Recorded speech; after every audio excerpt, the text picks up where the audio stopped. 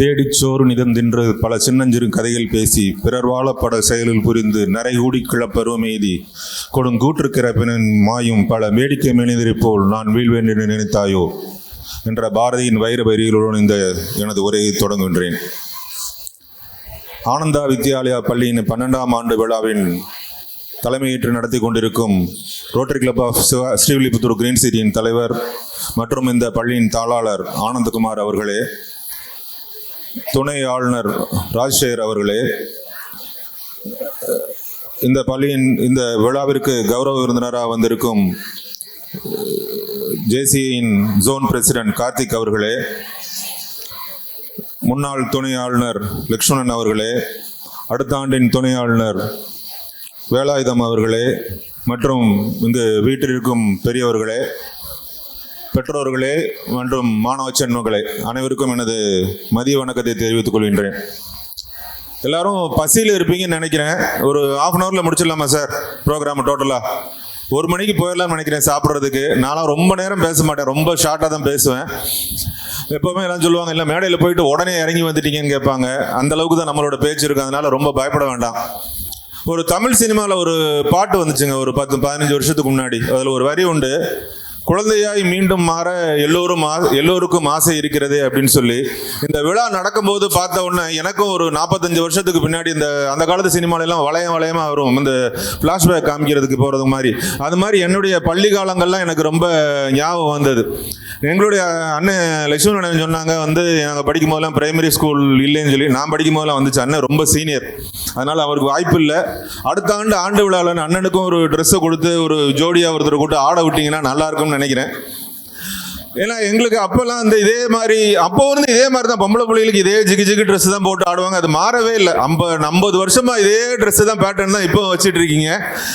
அது பார்த்த உடனே நமக்கு ஒரு எங்களுடைய பள்ளிக்கால ஞாபகங்கள் வந்து விட்டது. அப்போல்லாம் நாங்கள் படித்த பள்ளியில் பிரைமரி ஸ்கூல் ஒரு கிரவுண்டுக்கு அந்த பக்கம் பிரைமரி ஸ்கூல், இந்த பக்கம் ஹை ஸ்கூல் இருக்கும். அந்த ஸ்கூல் அதில் நாங்கள் 5ஆம் வகுப்பு வரை படித்த விட்டு இங்கே 6ஆம் வகுப்பு வருவோம். அப்போ நாங்கள் 5ஆம் வகுப்பு முடிக்கும் போது நாங்கள் தான் அந்த ஸ்கூலில் சீனியர் செட்டுங்கிறது மாதிரி ரொம்ப ஒரு இதாக இருந்துட்டு அந்த ஃபேர்வெல் பார்ட்டிலாம் நடத்தினோம். டீச்சர்ஸ்க்கு அந்த காலத்துலேயே எல்லாம் ஃபேர்வெல் பார்ட்டிலாம் அந்த நேரத்தில் நடத்தி முடிச்சுட்டு ஹை ஸ்கூலுக்கு போனோம். அடுத்த வருஷம் இருக்கும்போது இந்த பள்ளியின் ஆண்டு விழா வந்தது. நாங்கள்லாம் அந்த பள்ளியின் பழைய மாணவர்கள்னு சொல்லி அங்கே போய் நாங்களும் ஆண்டு விழாவில் பங்கேற்றுக்கிறோன்னு சொல்லி கேட்டோம். உடனே அந்த தலைமை ஆசிரியர் அனுமதி கொடுத்தாங்க. உடனே எங்கள் பள்ளி அந்த ஆண்டு வகுப்பில் இருக்கிற ஒரு நாடகத்தை எடுத்து, குமணவள்ளல் நாடகத்தை எடுத்து நாங்கள் போடலான்னு சொல்லி முடிவு பண்ணி என் வீட்டில் நண்பர்கள் வீட்டிலலாம் உட்காந்து டெய்லி ப்ராக்டிஸ் பண்ணுறது. வீட்டிலையே அந்த கத்திலாம் அட்டையில் செஞ்சு நாங்களே எல்லாமே அந்த 6ஆம் வகுப்பு மாணவர்கள்லாம் என்ன மாதிரி ரெடி பண்ணியிருப்போம்னு பார்த்துக்கிறேங்க. எங்களுக்கும் பெர்மிஷன் கொடுத்தாங்க. நாங்களே தான் உடை அலங்காரம் எல்லாமே, டைரக்ஷன் எல்லாமே நாங்கள் தான். இதில் ஒரு காமெடி என்னென்னா, அந்த கத்தி நாங்கள் ப்ராக்டிஸ் பண்ணும்போதே முதலே செஞ்சதுனால மேடையில் நான் செய்யும்போது உடஞ்சி பாதி கத்தி தான் வெளியில் வந்துச்சு. அதை தூக்கி திருப்பி சொருகி வச்சுட்டு தான் நான் அந்த ப்ரோக்ராமை அந்த நாடகத்தை நடத்தி முடித்தோம். அதெல்லாம் ஒரு கணக்காலம். அந்த காலங்கள்லாம் எங்களுக்கு மீண்டும் வராதா என்ற போல இந்த மாணவர்களின் செய்கை உண்டது. ஓடி விளையாடு பாப்பான்னு சொல்லுவாங்க. ஆனால் இப்போ இருக்கிற குழந்தைங்கள்லாம் விளையாட்டுங்கிறத எடுத்தாலே வீட்டுக்கு வந்த உடனே மொபைல் எடுத்து வச்சுட்டு மொபைலில் விளையாடுறதான் விளையாட்டுன்னு நினச்சிட்டு இருக்காங்க. எனக்கும் ஒரு சின்ன பையன் இருக்கான், 5ஆம் வகுப்பு. மூத்த பையன் மருத்துவக் கல்லூரியில் படிக்கிறான். 2ஆம் பையன் 5ஆம் வகுப்பு தான் படிக்கிறான். அவன் 3 மாதத்துக்கு முன்னாடி யூடியூப்ல ஒரு சேனல் ஆரம்பிச்சிருக்கேன்னு சொல்லிட்டு அவன் சொல்லலை, மூத்த பையன் சொல்கிறான்.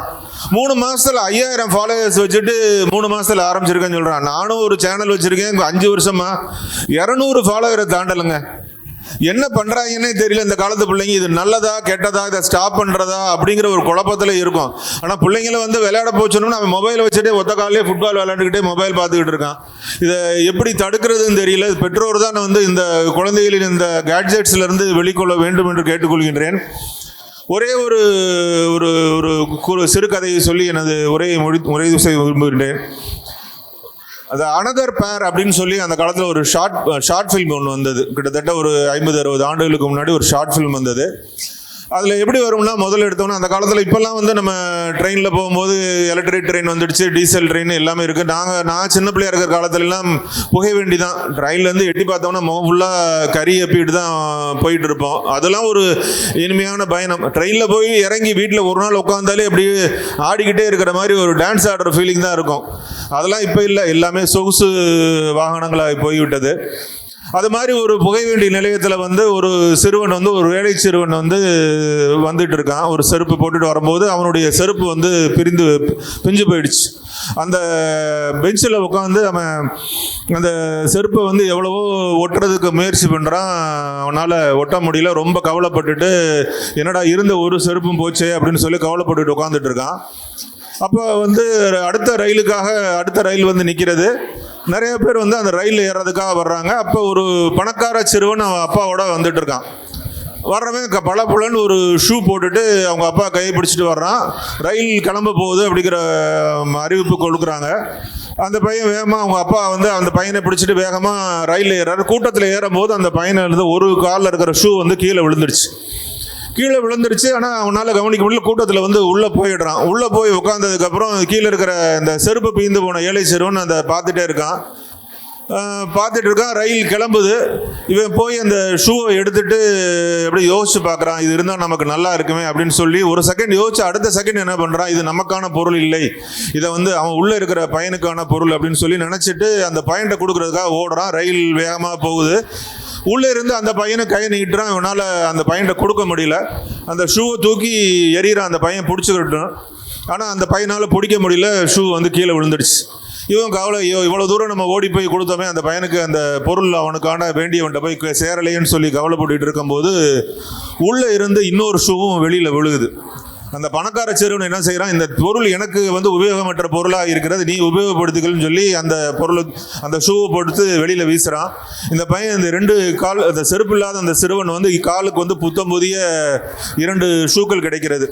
இதுலேருந்து என்ன தெரியுதுன்னா, குழந்தைகளுக்கு வந்து என்ன தெரியுதுன்னா, நல்லது எந்த பொருளுக்கும் வந்து நம்ம அடுத்த ஒரு பொருளுக்கு வந்து நம்ம ஆசைப்படாமல் நல்லதையே நம்ம நினைத்து நம்ம குழந்தைகளை வளர்த்தால் அதற்கான வாழ்த்துக்கள் இறைவனில் இருந்து கண்டிப்பாக கிடைத்தும் அவள் வாழ்க்கை சுபிட்சமாக இருக்கும் என்று கூறி, இந்த பள்ளியின் 12வது ஆண்டு விழா இல்லை, 100வது ஆண்டு என்றும் 200 பல ஆண்டுகள் 100 ஆண்டுகள் வாழ வேண்டும் என்று வாழ்த்தி விடைபெறுகிறேன். நன்றி, வணக்கம்.